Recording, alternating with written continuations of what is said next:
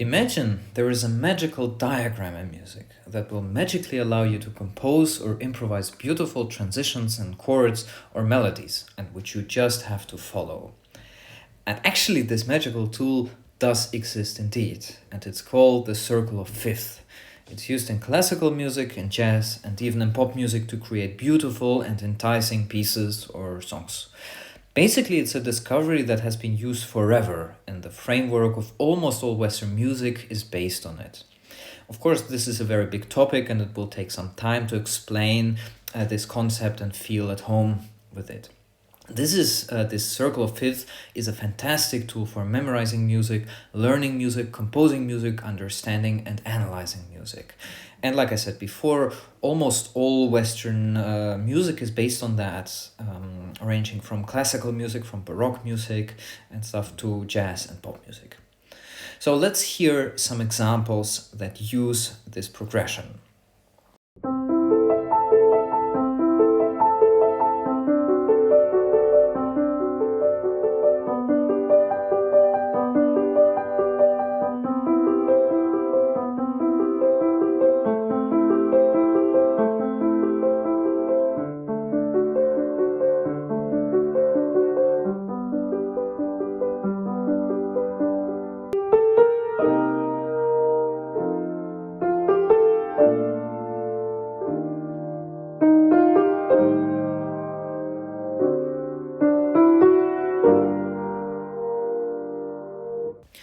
So you have heard two examples. The first excerpt was the first Bach prelude in C major, and the second one was the jazz standard Autumn Leaves. And they are based on a so-called falling fifth sequence, which is just walking the circle of fifth backwards. But let's start from the beginning, and after this lecture you will understand how these songs work. You will also learn how to create musical surprises by breaking the circle of fifth purposefully.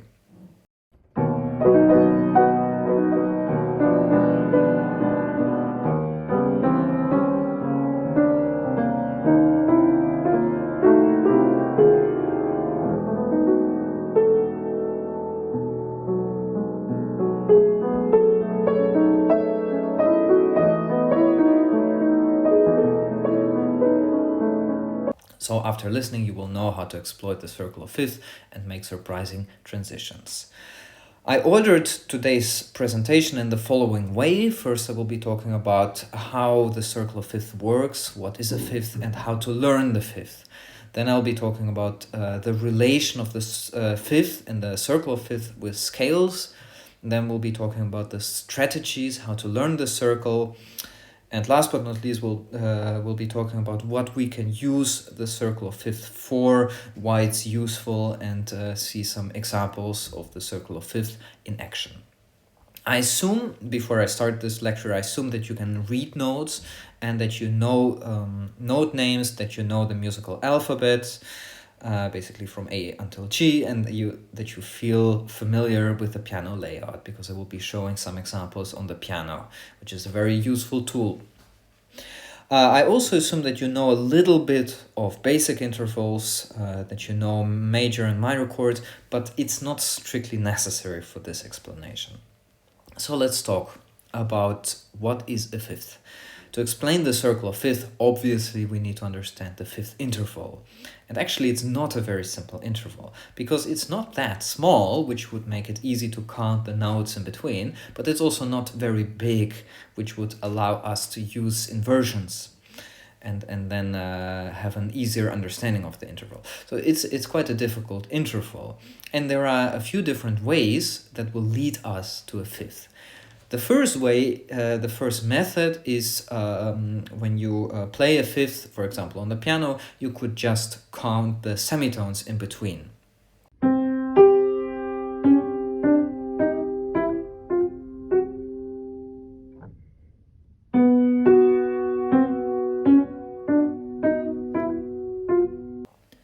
Actually, if you count it now, you would see there are not 5 tones in between, but 6. So the question is, why is the interval called a fifth and not a sixth then? To understand that, we also need to understand the difference between a semitone and a tone. A semitone are just 2 tones, on the piano keyboard, which are located as close as possible to each other. Can be from a white to a white key, can be from a white to a black key. Basically, two keys right next to each other with no keys in between. And right now we counted the semitones, and it's really true. Yes, a natural fifth has 6 semitones in between. So why is it called a fifth then? And the second explanation is actually much more useful for us. So let's deviate shortly and explore a major scale. This will make things easier, so please stick with me. A scale in general uses all notes in mostly alphabetical order, in musical alphabetical order, of course, from arranging from A to G. And all major and minor scales and all mode scales, which are derived from major or minor, they use all notes in alphabetical order. And there are only special exceptions, like for example pentatonic scales in jazz, where some notes are skipped.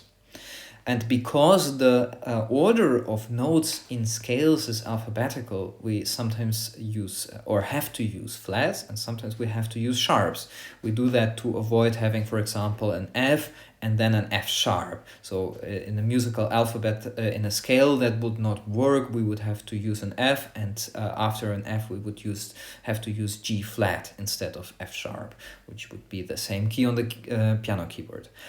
The major scale is the most used scale in Western music, and the easiest way to actually learn it is to just memorize the progression tone, tone, semitone, tone, tone, tone, semitone. Or you could also say whole step, half step, whole step, whole step, half step. So a tone is are two tones where there is one tone in between, and a semitone is the closest distance on a piano keyboard. That is where there are no tones in between. So a tone is a tone in between, and a semitone is no tone in between. So tone, tone, semitone, tone, tone, tone, semitone.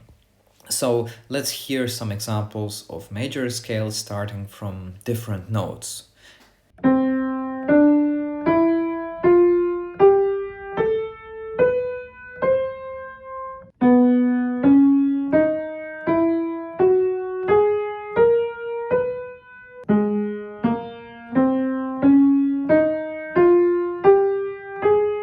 So if you've seen and you've heard that all of these scales follow the same principle. So again, tone, tone, semitone, tone, tone, tone, semitone. And it doesn't matter, you're talking about white keys or black keys, doesn't matter. It doesn't matter on which key you start. The distances are always the same in major scales. So learning a major scale is like learning a language, because at some point you really will not have to think about it. If you're playing it on a piano or on a different instrument, or you're thinking it, you can just feel the major scale anyway. And the major scale I would say it sounds basically happy. And because most songs are based, frankly, on a major scale, at some point you will build an intuitive understanding of this major scale. So what we can do with this major scale, we can take the first 5 tones from this major scale, and then we will have a fifth. Let's hear that.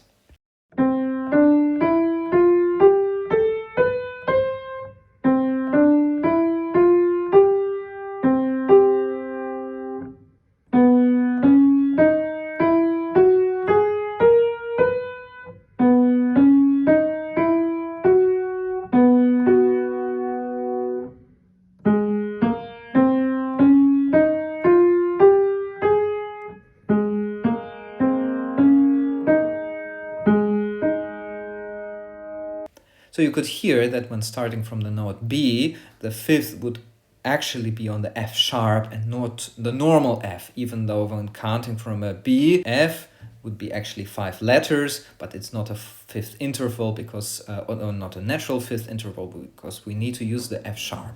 And when you play the major scale, you will always end up on an F sharp if you play a fifth from the B.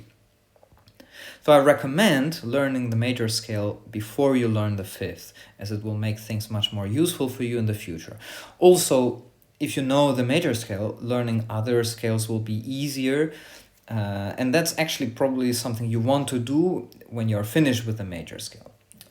Because with the major scale, you will have a tool that you can use immediately, because you can use the major scale to build other scales from it, and then you will not have to memorize steps anymore, like we did now: tone, tone, semitone, tone, tone, tone, semitone. So in other words, memorizing the major scale is the only thing you have to memorize. So that's great. So how to learn the fifth then? Because both methods are, right now they sound kind of complicated, of course, and the best way to learn a fifth is to memorize it. So to memorize the major scale. I will say again that the fifth is the most difficult interval, because larger intervals like sixth, they're actually easier because they can be inverted and they become much smaller intervals. Also, to learn the circle of fifth, the best thing to do is to just memorize the circle. Just use it every day, look at it every day, and at some point you will just memorize it. What you can also do to memorize a fifth interval, you could play a major triad or a minor triad, and two outside notes, like a C major triad would be C, E, G. So C, G, the outside notes, would be also a fifth in all situations. So let's repeat one more time. A fifth interval are the first 5 tones from the major scale, including the first and the last one, or they are they have, if you play a fifth, there are 6 semitones in between. But I will repeat, I will recommend learning the major scale. So let's return to the circle of fifth now, and just build up fifth. So just stack up fifth on top of each other. So traditionally we will start from C at the 12 o'clock position. With the 12 o'clock position, I mean right up, and then we will go to the right. So we go clockwise. We will just stack fifth on top of each other. Let's hear how fifth stacked on top of each other sounds like on a piano.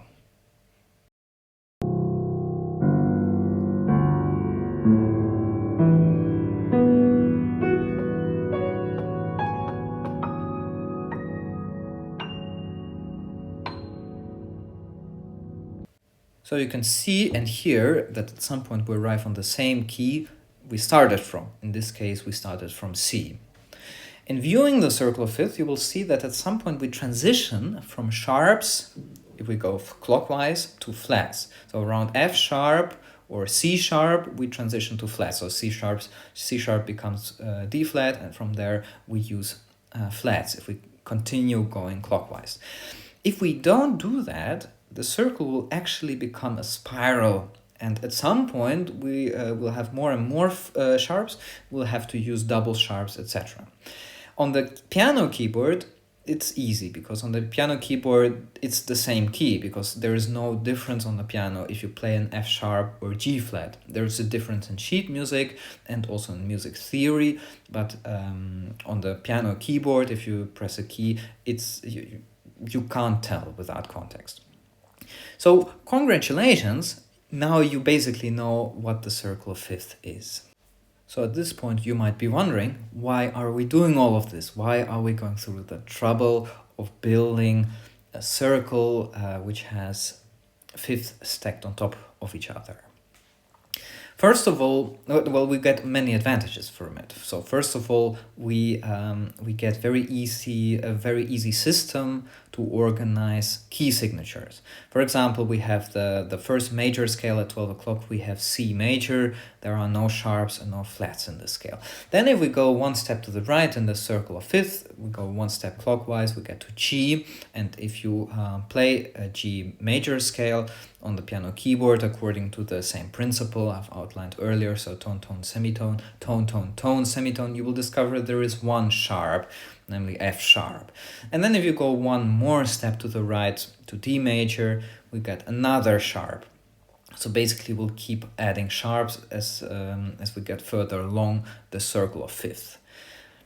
That also means if we go anti-clockwise, we'll be subtracting flats, so there will be less, we'll be subtracting sharps, will be less sharps, and at some point we'll be adding flats. If we go to F major, we have one flat, B flat major, we have two flats, and so forth.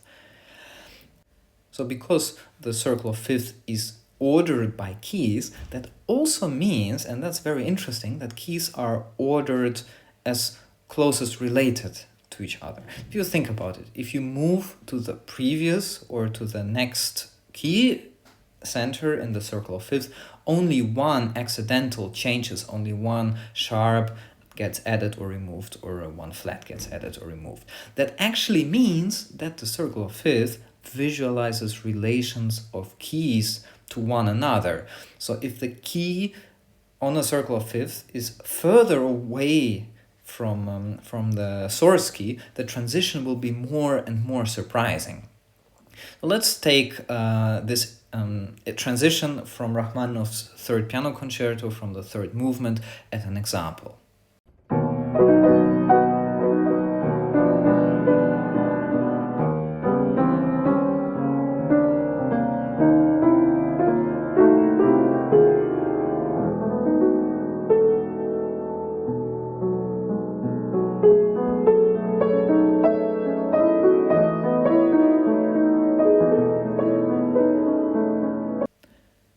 So here we go from E flat major to E major.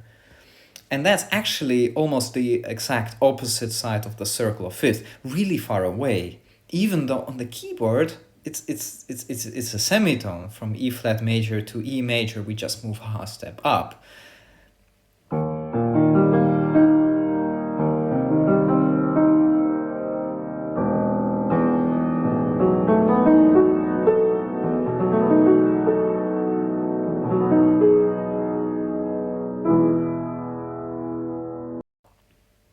We can also use the circle of fifth to make harmonic progressions that sound good.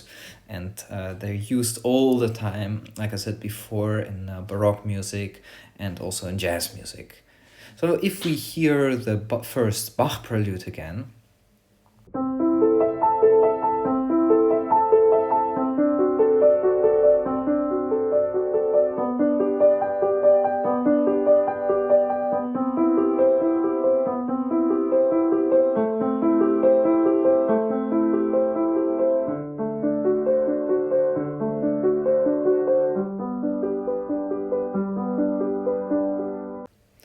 so you can hear it goes against the clock, it goes against the circle of fifth. It starts on an A minor arpeggio, moving then to a D dominant seventh arpeggio, then G major, then C major, etc. And at some point it jumps to the opposite side of the circle of fifth. It's more complex to analyze it by listening because all of these chords are actually inverted, so the lower note of the chord is not the root note of the chord. But for the sake of this explanation, that goes too far off topic, but it's worthy of exploring in another video. You can clearly see that the circle of fifth is used at this point, and that's the point of the video. The same thing is going on in Autumn Leaves.